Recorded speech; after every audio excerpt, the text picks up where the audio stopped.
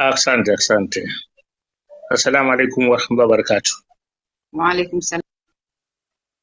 Historia ya uhuru wa Tanganyika ni historia ngumu sana, na ni historia ambayo ina uhusiano mkubwa sana na dini ya Kiislamu, na kwa bahati mbaya sana Tanzania jambo lolote linalohusiana na Uislamu walinatia shaka, watu hawalipendi. Lakini haya yamekuja mara tu baada ya uhuru kupatikana. Historia ya harakati za kudai haki mpaka kufikia kudai nchi zimeanza Dar es Salaam mwaka 1929 na wengi wao katika wale waasisi wa African Association, ukisikia majina yao, yuko Suleiman Majisu, kuna Zibe Kidasi Zidwe, yupo Clysax mwenyewe, kuna Hassan anamuita Clasti Abdallah Sykes, maana Abdallah ndio jina lake. Yupo Mzee bin Sudi, yupo Ali Said Mpima, wapo. Na bahati nzuri Clasti Abdallah Sykes kabla hajafariki mwaka 1949 aliandika maisha yake, na kama si yeye kuandika maisha yake, mambo mengi sana yangetupita, na hata kama tungekuwa tunayajua tunaeleza watu wasingetuamini kwa sababu tulikuwa tuna ushahidi. Kwa muktasari nitakwambia kitu kimoja, ni kuwa ukitaka hiki kitabu wenyewe wakiita, mimi mara kwanza wananiambia kama kuna kitabu babu waliandika, wajukuu zake wananiambia walisema kitabu, lakini hakikuwa kwa kweli kitabu, ulikuwa ni mswada wa kitabu ambao alimwachia mwanae Abu Sykes, na mwanae akawa nao kuanzia mwaka 49 alipokufa baba yake mpaka mwaka wa 68 ndio alipoutoa ule mswada na kumpa binti yake Daisy Aisha, na kimaarufu kwa jina lake la utani Daisy, kwa sababu mwalimu wake wa historia Professor John Iliff alimpa assignment, akamwambia Daisy, nasikia nyinyi uko wenu ni watu maarufu sana, hebu niandikie maisha ya babu yako. Sasa alipokwenda kwa baba yake Bwana Abdu kumuuliza, akamwambia Daisy, usipate tabu, soma huu mswada kacha babu yako, na akauchukua kupeleka chuo kikuu cha Dar es Salaam, akamwonyesha mwalimu wake John Iliff. John Iliff akamwambia basi andika sasa. Ule mswada uko kwa Kiswahili, sasa andika mswada kwa Kiingereza na utaisubmit kama seminar paper. Ukienda chuo kikuu cha Dar es Salaam, maktaba ya chuo kikuu cha Dar es Salaam, sehemu moja inaitwa East Africana, mswada huu upo toka mwaka 68. Ndio kwa mara ya kwanza huu mswada unatolewa kwa public, kwa umma waweze kusoma na kujua kuna nini. Sasa kwenye mswada ule Clyde anasema kuwa unaona watu wengi ambao tujishughulisha na harakati za African Association pamoja na uongozi ni Waislamu, kwa sababu Wakristo walikuwa wanakatazwa na makanisa yao wasijihusishe na siasa, na hii imekuja mpaka wakati wa kudai uhuru, hili jambo lilikuwepo. Sasa basi African Association ikawa imechukua sura ya Uislamu.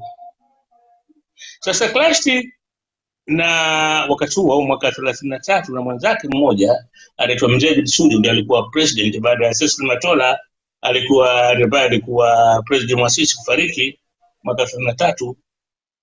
Mzee bin Sudi na Clyde wakasema, jamani, kwa huu mwendo tunaokwenda, hiki chama tumejazana Waislamu watupu na mambo yetu yote yanapitia humu, hata ya dini. Hii itawakwaza wenzetu wa Kristo wataona kichama ni cha Waislamu. Sasa tunachotakiwa kufanya, tuanzishe taasisi nyingine ili tuondoe Uislamu ndani ya African Association. Ndio wakaunda Al-Jamiatul Islamia fi Tanganyika mwaka 1993, Mzee bin Sudi akiwa yeye ni rais mwasisi na Klasi akashika nafasi ya katibu mwasisi. Ikawa sasa hawa watu wawili, ukienda African Association, hawa ni maraisi, ni raisi na katibu, na ukija Al-Jamiatul Islamia fi Tanganyika unakuta vile vile ni raisi na katibu. Sasa hii ndiyo sababu ya kuwa siasa za Tanganyika za kudai uhuru zikawa zimebebwa zote na Waislamu. Nadhani mpaka hapa mmeelewa, nimekupeni msingi kwa nini Waislamu walikuwa mstari wa mbele katika kudai uhuru wa Tanganyika. Vile vile Waingereza wale Maanglikana wa Kristo hawawezi kuwapenda Waislamu, na serikali ile ikawa sasa inashirikiana na wamishonari kuwakandamiza Waislamu hasa katika elimu. Na hili Waislamu wakajitahidi, lau katika shida wakaanzisha Al-Jamiatul Islamia Muslim School, na hii ndio shule wamesoma mama zetu na baba zetu. Mimi baba yangu amesoma Al-Jamiatul Islamia fi Tanganyika Muslim School, kasoma darasa moja pamoja na Abu Sais, kwa sababu umri wao ulikuwa ni mmoja, wote tumezaliwa mwaka 24 na wakikaa jirani. Sasa basi uhuru umepatikana, na kuna mengi itabidi nyinyi mwingine mniulize maswali, kwa sababu nikisema nende nukta kwa nukta tutakesha hapa, tuondoke sasa hivi. Unasikia bwana? Ikawa sasa TANU inataka kuundwa. Tufanye nini? Mwaka 50 walifanya mapinduzi, Hamza Mwapachu na Abu Said walifanya mapinduzi, wakauondoa katika madaraka uongozi uliokuwepo, ambao wengi wote tuseme walikuwa ni wale wazee wao ambao walisomeshwa na Wajerumani. Wajerumani walikuwa wameshaondoka toka 1914. Wakaamua sasa tunataka kuchukua nchi, tunataka kudai nchi yetu sisi. Walichokifanya, Abdu alikuwa ndio katibu na rais alikuwa Dr. Vedasto Kiaruzi, na mtu ambaye alipigania sana mabadiliko katika taa alikuwa mtu mmoja anaitwa Schneider, Abdullahi Plantan. Utaona jina Schneider ni jina la Kijerumani. Huyu Schneider huyu ni mtoto wa Afande Plantan. Huyu Afande Plantan ndo aliingia Tanganyika na jeshi, wengine wanasema walikuwa jeshi la mamluki wa Kizulu 300, wengine wanasema 400. Rekodi zinacheza kati ya 300 na 400. Na walipofika Tanganyika sasa, lakini wakati huo inaitwa German Ostafrika, wakapambana na Abushiri bin Salim al-Harith Pangani, wakamshinda, kakamatwa, wakamnyonga, wakatoka hapa wakaenda kupigana na Mkwawa, Kalenga, Iringa huko, wakashinda. Ikawa nchi sasa inatawalika, kwa sababu wale wote ambao walikuwa wanaipinga serikali ya Kijerumani washauliwa, washindwa. Na utashangaa kitu kimoja, Huyu Mkwawa huyu, na siku nilipoambia watu jina lake ni Abdallah, subhanallah, vita yake isemeki. Nikaambia kwa nini mnapinga? Nendeni Kalenga pale katika makumbusho yake, katizameni nyaraka zake na muulize hao vitukuu, huyu babu yenu mkuu jina lake nani? Watakwambia kuwa jina lake ni Abdallah, na alikuwa na nduguye anaitwa Yusuf. Huyu Yusuf ndio alikuwa mmoja wa makamanda wake, majemadari wake, na haya majina mpaka leo ukienda Kalenga utamkuta Yusuf. Chanzo chake ni Yusuf yule alikuwa anapigana pembeni ya nduguye Abdallah Mkwawa. Sasa hapa na ukienda vita vya Majimaji utakuta wote waliosimama kupambana na Ujerumani ni Waislamu. Kuna kaburi wanasema mazikwa majemadari 60, wengine wanasema 62 mpaka 67. Wote wale Waislamu, na ushahidi ni yale makaburi. Mwenyezi Mungu ana shani yake, kwa sababu kaburi ambalo si la Muislamu unalijua na kaburi la Muislamu unalijua. Kuna kaburi moja pale maarufu sana, wenyewe wanakuambia hapa amezikwa Songea Mbano, kaburi la Kiislamu. Waulize basi huyo Songea, mbona linaona kama kaburi la Kiislamu, huyu jina lake nani? Watakwambia Songea Mbano. Yote katika kukwepa Uislamu katika historia ya Tanganyika. Lakini Songea Mbano kuna picha iko hapo hapo kwenye maonyesho, kwenye makumbusho ya Majimaji, yuko pale na jina lake limeandikwa Waufu Songea Mbano. Hii Waufu ni ile shida tu ya kutamka, lakini jina lake hilo ni Abdul Rauf Songea Mbano, na ziko nyaraka na citation ambao utaliona jina limeandikwa Abdul Rauf Songea Mbano. Katika wale 60, 62, 67, mwanamke mmoja ndio aliyonyongwa katika wale majemadari. Huyu siku zote wanamwita Nkomanile. Kuna mtu ambaye hana jina la kwanza? Na kuulizeni ndugu zangu, kuna mtu anakuwa na jina moja tu dunia hii? Na kuulizeni, mbona mjibu bwana? Hamna. Hello? Hamna. Hamna vile.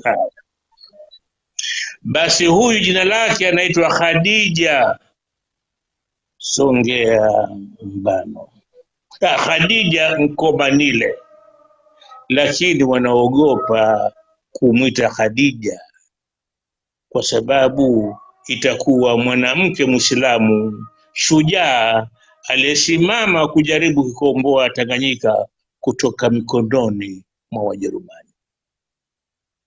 Na kupeni hii background muone shida ambayo Waislamu wanapata katika nchi hii. Sasa basi, kwa kuwa sisi tumenyimwa elimu, hatuwezi kukaa sisi tukafanya tafiti tukaandika. Na hata kama utakuwa umesoma huko chuo kikuu unataka kufanya utafiti, au unataka kufanya utafiti kuandika nini? Atakuandika mchango wa Uislamu katika kutoa Majimaji. Mwalimu atakwambia hapana, hii topic si nzuri, chagua topic nyingine. Mwanafunzi unafanya nini? Mwanafunzi siku zote anamsikiliza mwalimu, na kama atakaidi basi hata ufaulu katika azma yake kupata elimu. Haya ndiyo matatizo ambayo historia ya Uislamu inapata. Leo ukisoma historia ya Tanganyika ya uhuru, inaanza na Mwalimu Julius Kambarage Nyerere, inamalizika na Mwalimu Julius Kambarage Nyerere. Lakini watu wote wanajua, wazee wetu ambao wote wamekwisha, ukiwauliza hebu tuambie habari ya TANU, watakuwa ule kama ukikwepa ngwambia hebu nenda kazungumza na Abdul Shakir, yeye ndio alikuwa sana kiambo TANU atakwambia. kwa sababu baba yake ndo alikuwa mwanzilishi wa African Association. Hata na Abdu mwenyewe akija kuwa katika nafasi babake kama katibu, nenda kwake. Lakini ikaja kuwa mwiko kuunganisha jina la Abdul Sais, kuunganisha Uislamu na historia tano. Haya ndio matatizo ambayo yametukumba. Sasa nini umefanya? Hawakuishia kwenye kugeuza historia, ukawekwa mkakati wa kuwazuia Waislamu wasipate elimu. Uhuru umekuja 61, mwaka 62 Waislamu wakafanya Congress, inaitwa Congress ya kwanza. Vyama, taasisi zote za Kiislamu zilikusanyika chini ya East African Muslim Welfare Society, ambao viongozi wakubwa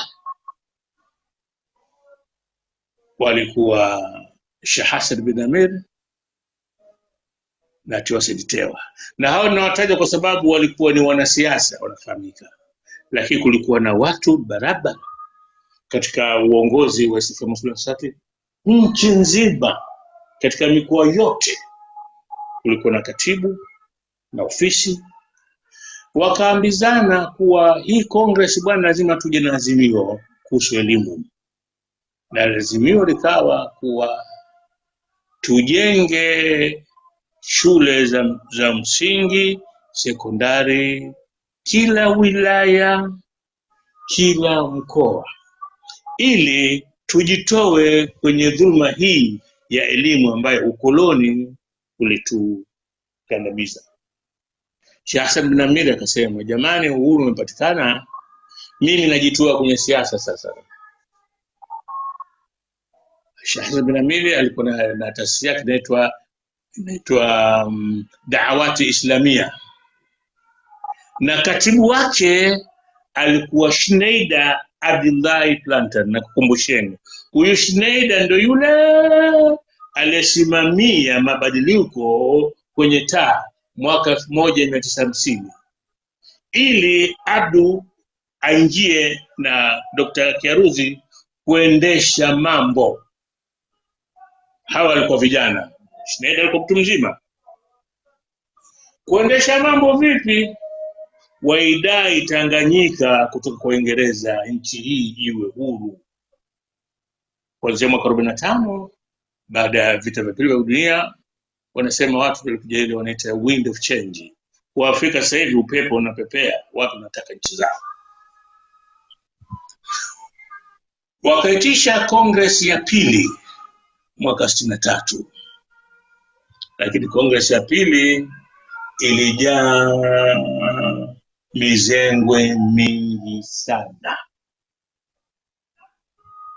Mzee Waikela ambaye alikuwa katibu wa East African Muslim Welfare Society Tabora, na vile vile alikuwa muasisi wa tano Tabora, mimi nanahadithia uso kwa macho, ananiambia mimi nimekuja kuhudhuria mkutano wa East African Muslim Welfare Society. Nafika stendi, nimekuta watu wananisubiri, wanaambia, Waikela, sisi tumekuja, kabla huja kwenda hoteli kwanza uende, tunataka kuchukua ukaonana na Sheikh Hassan bin Amir, ndio aliyotutuma kwako. Alipofika Sheikh Hassan bin Amir akamwambia, bwana, na taarifa wa katika mkutano wa East African Muslim Society italetwa agenda na baadhi ya jamaa zetu katika East African Muslim Society kuwa wao wanataka East African Muslim Society ivunjwe hapa Tanganyika, na serikali ianzishe taasisi nyingine tutawasaidia hao wanataka kuvunja, ili tuwe na chama cha Waislamu, taasisi ya Kiislamu ambayo inaendeshwa wote na Waafrika watupu. Sasa Waikela, mimi nakutaka wewe, itakapokuja agenda hii usimame kuipinga, na sababu ziko wazi. Hakuna Uislamu wa Hindi wala hakuna Uislamu wa Afrika wala wa wazungu. Na sababu ya chokochoko hiyo ni kuwa patron wa East African Muslim Society alikuwa Aga Khan, na walikuwa wanafanya mambo ambayo yalikuwa yanaonekana hasa katika elimu, kujenga shule hizi. Na Aga Khan alitoa changamoto kwa Waislamu wa Tanganyika, akasema Muislamu akishangia katika mfuko wa East African Society wa maendeleo, akiweka $1 na mimi natia $1. Kufupisha mambo, walipofika katika mkutano, ilipoletwa agenda hii, Waikela akasimama kuipinga. Akasema sisi Waislamu, Allah ametuhimiza sana katika umoja, watasimu jamii, haya maarufu. Sasa vipi nyinyi mnasema kuwa mnataka kutoka mwe Tanganyika wewe peke yetu tu, tunawaacha wenzetu Kenya na Uganda? Ile hoja haikupita, lakini watu wakawa wanapeleka salamu kwa huyo aliyewatuma, kama ni jambo likifanikiwa. Lakini tatizo ni Bilali Rehani Waikela na Sheikh Hassan bin Amir. Hawa ndio watu ambao wamewaweka Waislamu pamoja. Na Sheikh Hassan bin Amir wala sifa zake sina haja kuzieleza, naamini nyote mnamjua sifa yake.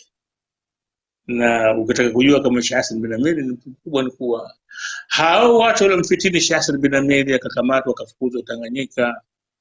Leo mwaka wa 60 wa uhuru, hakuna hata mmoja katika hazina yoyote amethubutu kulitaja jina la Sheikh Hassan bin Amir. Hiyo ndio katika ibra za watu wema, hiyo ndio ibra. Hata kusimama tu akamtaja, hata kumrehemu tu. Hapa Dar es Salaam hapa kwa kunafanyika hadhara nyingi tu, basi wanaposema tuwarehemu mashekhe, wallahi jina la kwanza nataja Sheikh Hassan bin Amir. Na kuna watu ukimzungumza Sheikh Hassan bin Amir wakakusikiliza machozi yanayomwagika, wanamjua Sheikh Hassan bin Amir. Sasa hii kwa mukhtasari ndiyo historia yetu Waislamu wa Tanganyika, kuwa ilipofika mwaka 68 misukosuko hii yote, serikali ikavunja Society, ikaanzisha BAKWATA. Na wakati huo ilikuwa tayari washaweka jiwe la msingi la kujenga chuo kikuu, na fedha zimepatikana kutoka Misri, na jiwe la msingi ameweka yeye mwenyewe Mwalimu Julius Kambarage Nyerere. Na ukitazama ile picha utaona kasimama hapa yeye Mwalimu, hapa kasimama Tewa, hapa kasimama Sheikh Hassan bin Amir. Leo imekuwa hadithi, tunasimangwa kuwa Waislamu hatupendi kusoma, Waislamu tumekalia madrasa, na hakuna watu wa kusimama na akaeleza haya naeleza mimi kuwa msituambie hivyo, sisi tumefanyiwa khiana. Tulikuwa tunajenga chuo kikuu na tulikuwa tunajenga si shule, na moja mfano shule jengo la East African Muslim Society ni hii shule ya Kinondoni Muslim, shule maarufu kabisa, ambayo kiwanja hichi leo kimejengwa msikiti na mfalme wa Morocco. Sasa jana baada ya miaka 60 watu wengi wamestajabu kumsikia Rais Samia Suluhu Hassan baada ya kutoa salamu amewaadhimisha wale watu 17 walio asisi TANU na kupigania Ruwa Tanganyika. Nadhani mpaka hapa nilipofika, labda nisimame nikusikizeni nyinyi mnataka nini, maana nisiwe na kwenda tunasema, lakini kuna jambo jingine mngependa kulijua. Haya, Hilmi. Asante. Namna gani watu majina yalikuwa kitajika zaidi, anakitajika ni Nyerere. Kwa nini wale wengine walikuwa hawatajiki? Okay. Ni hivi, hii fikra ya kuja na na chama kitakachodai uhuru imetoka mbali sana. Nitakwambia ni kitu labda hamwezi kuniamini. Kuna barua ya mwaka 1933 mimi nimeisoma. Hiyo barua inatoka kwa Mzee bin Sudi ambaye alikuwa ndio president wakati huo wa African Session na vile vile president wa Jamiatu Islamia, inakwenda kwa Clayton Abdallah Said, kwa sababu Clayton palitokea ugomvi baina yake yeye na Mganda mmoja alikuwa anataka sana yeye akichukue chama akiendeshe. Clayton akajitoa na mambo yakavurugika. Clayton licha kuwa alikuwa mtu wa fikra, lakini alikuwa mtu ambaye akikifadhili sana chama. Sasa Mzee bin Sudi ile barua anaanza kwa bismillahir rahmanir rahim. Anamwambia ndugu yangu Clayton, kwa nini unatoka leo wakati sisi tumeweka azma kwa hili jambo tulikamilishe? Mimi nakuomba urudishe roho yako nyuma, urejee, ili hili jambo ambalo sisi tumelidhamiria tulikamilishe. Na kama sisi tutashindwa, basi watakaokuja baadaye watalikamilisha. Kuja baadaye kukamilisha nini? Kuwa na chama ambacho kitakusanya Afrika wote kuidai nchi yao. Hiyo mwaka 1933. Sasa mwaka 50 Abdu alipochukua kile chama akatengeneza kamati waliita TAA Political Subcommittee, na wajumbe walikuwa mwenyewe president Dr. Vedas Karuzi, katibu Abdu Said, alikuwepo Hamza Mwapachu, alikuwepo Sheikh Hassan bin Amere, alikuwepo Sheikh Saidi Chaurembo, alikuwepo Mwalimu Stephen Muhando na Mzee John Rupia. Sasa hii kamati hii ndiyo iliyotengeneza mapendekezo ya katiba ambayo yaliitishwa na Governor Twining. Kawauliza Afrika, mnataka nchi hii tuitawale vipi? Sasa Abdu alikuwa na rafiki yake mmoja anaitwa Earl Seaton. Huyo alikuwa kijana kutoka Bermuda, alikuwa mwanasheria Moshi, na alikuwa rafiki yake sana Chief Mariale. Na Abdu Said na Chief Mariale walikuwa marafiki wakubwa. Nyumba ya Abdu Dar es Salaam pale ilikuwa machifu wote wakija Dar es Salaam lazima waende kwa Abdu kwenda kumsalimia. Ni mtu alikuwa ana nguvu kubwa sana. Sasa haya mapendekezo ambayo waliyapeleka kwa governor yalikuwa na mambo mawili ambayo yaliwakera sana Waingereza. Moja, walisema tuwe na one man one vote katika mapendekezo. Pili, tunataka sisi baada ya miaka 13 ya kupiga kura kuingia kwenye legico, basi nyinyi mtupe nchi yetu. Hii kawakera Waingereza, wakachangua wa viongozi wote wa Afrika. Hamza Mwapachu akajikuta yuko kisiwani Ukerewe na sio. Vedas Karuzi kwanza akapelekwa Kingolwira pale kwenye jela ile akatibiwa tu wafungwa, alafu akapelekwa Nzega. Ikawa pale Dar es Salaam tena pamechangukana, ule uongozi wote haupo. Kabakia Abdu na ndugu yake na watu wachache. Seaton akamwambia Abdu, sikiliza bwana, nyinyi kama mtakuwa mnahangaika na Waingereza mtahangaika sana. Hawa Waingereza wameletwa hapa na na nyinyi ni mandate territory, mko chini ya udhamini wa Umoja wa Mataifa. Fungueni mazungumzo nyinyi na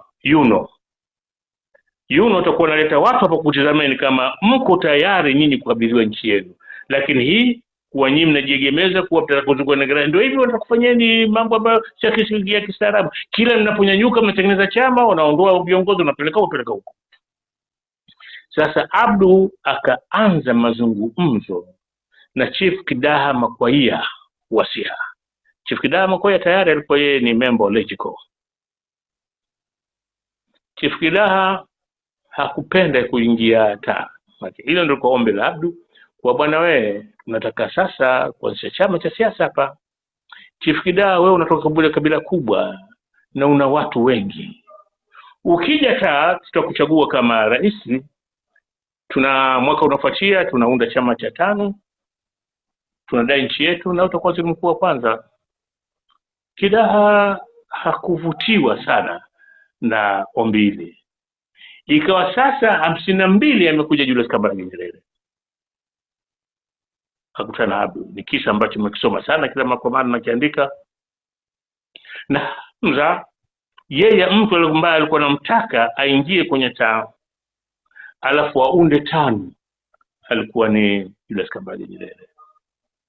Sasa kwa miaka 4 Abdu hakuitisha, wenyewe kwa kita delegates conference, hakuitisha mkutano kwa miaka 4.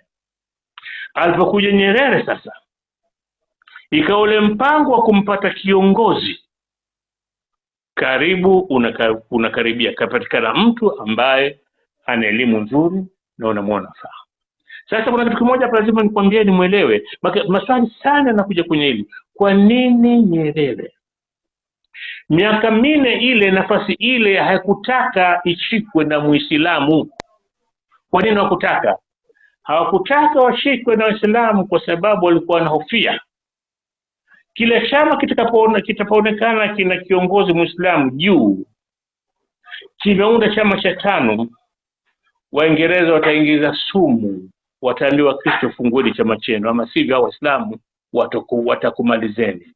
Na hao wazee wetu hawakuwa wajinga, waliona balaa lililotokea India kati ya Nehru na Muhammad Ali Jinnah na huku mzee wao Gandhi. Aliona ile fitna kuwa imani inapoingia kwenye siasa, kama hamkai vizuri katika umoja, basi balaa lake kubwa, kwa sababu India wanapata uhuru leo, siku ya pili wanapigana. Wazee wetu hili liliingia sana kiasi ambacho Sheikh Hassan bin Amiri aliongoza 5 kuwa a secularist nationalist party. Siwezi kupata maneno mazuri ya Kiswahili. Chama ambacho hakina mwelekeo wowote wa dini. Lakini 5 ukitizama hivi mikutano, Uislamu unauona dhahiri. Unamwona pale Sheikh Suleiman Takadiru, unamwona pale Sheikh Hassan bin Amiri, mkutano unaanza kwa Qur'an. Ilikuwa huwezi wewe kuondoa hii. Anyway, ikapita katika mkutano ambao ulifanyika nyumbani kwa Hamza Mwapachu, na sio, walikuwa watu 3, 2 kutoka Dar es Salaam, Abdul Sykes na Ali Mwinyi Tambwe, ambaye alikuwa secretary wa Al-Jamiatul Islamia na Hamza Mwapachu. Abdul anamwambia Hamza, nimekuja kuchukua kauli yako ya mwisho kuhusu Nyerere, kuwa nimpishe achukue nafasi ya urais wa taa 53 mchaguzi wa mwezi April mwaka kesho 54 tunaunda chama cha 5. Akasema naam Abdul, mimi sijabadili fikra yangu na nadhani Mwalimu ni bora zaidi kurekodisha hili, kwa sababu Abdul wewe ni Muislamu. Hatutaki harakati hizi ziwe zimeshikwa na Waislamu, hili litakuwa tatizo kwetu sisi. Hivi ndivyo Nyerere alivyokuja kuwa kiongozi na akachaguliwa akashika madaraka. Sasa basi kitu kimoja ambacho kilimtesa Nyerere ni kuwa aliona tabu sana kuwa 5 haiwezi kuanza kwake, kwa sababu mikutano ya siri nyumbani kwa Abdu anahudhuria. Katoka Yuno, kaacha kazi, kaja kukaa nyumbani kwa Abdu. Shughuli zote zinafanyika pale. Chama chenyewe Abdul Sykes babake Rais Abdullah Sykes ndio aliyokianzisha, lakini ile obsession imemkaa, chama hiki lazima kiwe kwangu. Lakini hawezi kusema. Mwaka 63 wakaamua kuandika historia yao, na alikuwepo pale alikuwa Dosa, Abdul Sykes, Mwalimu Kihere na Julius Nyerere. Serikali kwa mikononi mwao. Nyerere hii hoja ilitoka kwa Mzee Kiere, akaambia sasa katika ile kuandika historia, huyu Abdu yeye ndo anakijua vizuri kichama. Kwa hiyo akaletwa Dr. Wilbert Kleru, ndo alikuwa amemaliza PhD Marekani, amerudi pale, akaambia utakana Abdu Saksi muandike historia ya tano. Na Abdu akarudi kwenye ofisi yake ile ile pale Tano, mtaa Lumumba na Kariakoo, alipokuwa president 50 mpaka 54, wakaanza kuandika. Lakini zile chapters zikimalizika zikienda kwa mwalimu alikuwa hafurahi. Kwa nini hafurahi? Kwa sababu Abdu kwa vyovyote alipoanza kuandika historia ya tano alikuwa anaanza na babake, halafu anakuja na yeye mwenyewe na ndugu yake Ali na Abasi, halafu anakuja na watu ambao alikutana nao katika harakati zile, Jomo Kenyatta, Kungu Karumba, Bildad Kagia, Kenya huko.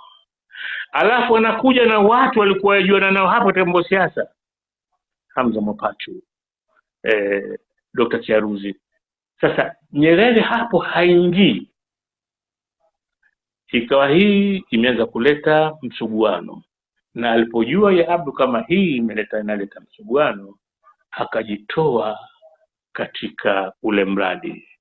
Lakini Kleru yeye akakaa mpaka kaumaliza kile kitabu, lakini amekimaliza katika njia ambayo Nyerere alitaka iwe vile. Sasa hichi kitabu kinaitwa Historia ya Tano. Hichi kitabu kilipomalizika mswada hawakuchapa, lakini akaja mtu mmoja akauiba ule mswada. Alipouiba akachapa kitabu. Hichi kitabu kinaitwa Historia ya Tano. Ukikichukua hichi kitabu cha Historia ya Tano na kitabu cha Historia ya Tano kilichoandikwa na chuo cha CCM Kibukoni, sawa sawa, isipokuwa ule mswada ambao uliibiwa ukachapa kitabu cha kwanza kile, ambayo mwandishi sasa alikuwa ni Abubakar Olotu. Ukisoma utakuta mahali kateleza. Kwa nini kateleza? Anaandika kama vile yeye alikuwa anamjua Nyerere hivi kwa hivi, macho, pua na mdomo, na yeye ni mdogo, umri wangu mimi Abubakar Olotu. Utajua hii ndo ule mswada wa Abdu Saksi ambao uliibiwa, na mpaka leo ule mswada wa Abdu Saksi haujilukani uko wapi. Mimi nimekuwa na maktaba ya CCM Dodoma, nimeletewa mafaili mengi hayana kitu ndani, ukuti chochote. Hata yale mapendekezo ya katiba ambayo nilikugusieni mwanzo, ambayo haya mapendekezo ya katiba ndio yalipelekewa governor training, na haya mapendekezo ndio waliyazungumza katika kuunda Tano mwaka 54, na hotuba ya Mwalimu Nyerere Umoja Mataifa inatokana na haya mapendekezo. Na katika haya mapendekezo kuna sahihi zote za wale wajumbe, Hassan bin Hamid, Hamza Mwapachu, Abdu Saksi, Saidi cha Urembo, Ropia, Mwalimu Kihere, Mwalimu Stephen Mahando ipo. Na ukitaka kusoma huu mswada, nenda kwenye kitabu cha Camford Patrick kinaitwa Critical Phase in Tanzania. Ameueleza mule ndani na kaujazia sifa nyingi. Na mswada huu ukitaka kusoma upo kwenye kitabu kimoja cha Mwalimu Nyerere, sikumbuki ni kitabu kipi, lakini mwalimu hakufanya acknowledgement kwa huu mimi nimeupata kwenye haraka za site, ameutumia kama ni mswada wake. Sasa hivi ndio alipokuja Nyerere, na ikawa sasa ni kama vile imewekwa unwritten law kwa ni mwiko kuleta historia yoyote nje historia ya Kivukoni. Mpaka hapa nadhani nimeeleza vizuri na mmenielewa. Asante sana Bwana Mohamed Saidi kwa kutupitisha kwenye historia kwa urefu sana, na bila shaka wengi wamestafid na maelezo yako. Na sasa turudi kwenye mada yetu kuu, miaka 60 ya uhuru wa Tanganyika. nini maana ya uhuru? Labda unaweza nikupe dakika 5 utupe maana ya uhuru. Uhuru ni watu kuwa wanaendesha mambo yao wenyewe, na unaposema kuendesha mambo yao wenyewe, mambo yenu wenyewe, ni kuwa mnajiongoza nyinyi kwa kuwachagua viongozi wenu. Hilo la kwanza, uhuru. Pili, uhuru maana yake ni kila raia wa nchi hiyo atapata haki sawa kama anavyopata mtu mwingine. Pakisha kuna matabaka, hawa wako juu, hawa wako chini, hawa wananyimwa hiki, hawa wanapewa hiki, basi hapo hakuna uhuru. Wale watu wametezwa nguvu. Huo si uhuru. Nimemaliza Bi Salma.